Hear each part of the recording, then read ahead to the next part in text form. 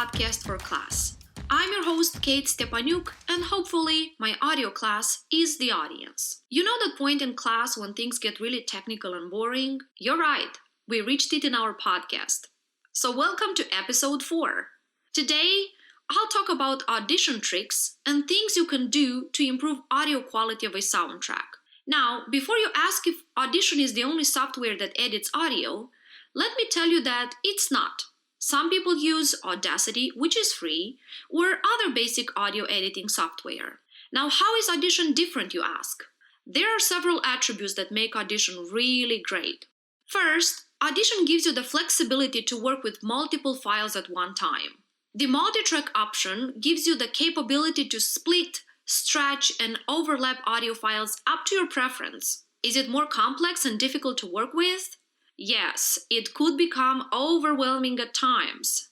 But here are several tips to consider. Following them will help you not to get lost. First, and probably most important tip, is to record good audio.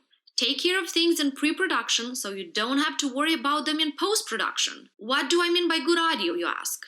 Listen to episode 2 of Podcast for Class. Apply the tips listed in the episode and you'll end up recording good audio. Second, use a studio for better audio quality. This way, you can control that background noise your air conditioner is making while you're recording.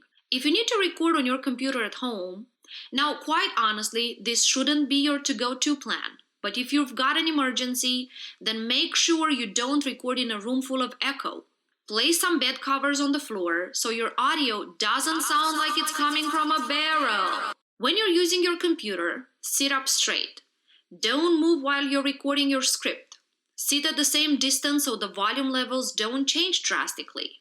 Before you start with sentence 1 in your script, hit the record button and let it run for a couple of seconds. Be silent and let it collect any background noise there might be in the room. Okay, after you're done with your script recording, go make it better in Audition. How? Sounds simple, but it could get tricky. To avoid any surprises, follow these steps. Begin with removing any background noise your microphone collected. Now be careful about this so you don't remove too much of it and it affects certain sounds from your pronunciation. Check the amplitude of your audio. If you're wondering what the amplitude is, it is the loudness or volume of a sound. In other words, if your sound volume goes into the red section in your levels panel, it means your audio is speaking. It's too loud. That tells you you should normalize your audio. You can always set a hard limiter and just tell Audition to stop any sound at 12 decibels. Or you could actually normalize the entire track up to -6 or -3 dBs.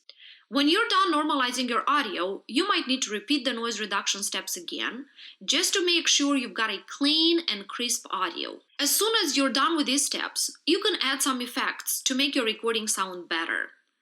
I always add some parametric equalizer.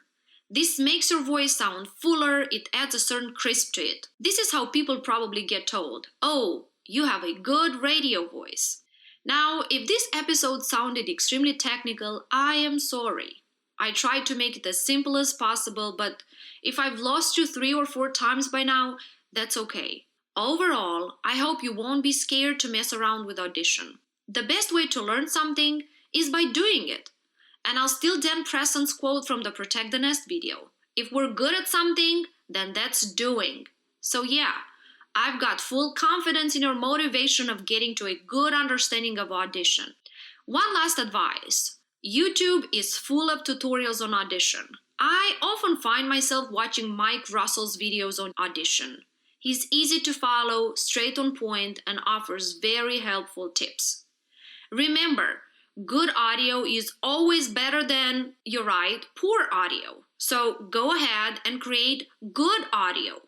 This week, I suggest you find the script you wrote for episode 3, record it in Audition, and apply the editing steps I suggested in today's episode. This was Kate Stepanuk with Podcast for Class. I look forward to having you as my audience again next week when we'll talk about the production room and equipment needed for an audio-related career.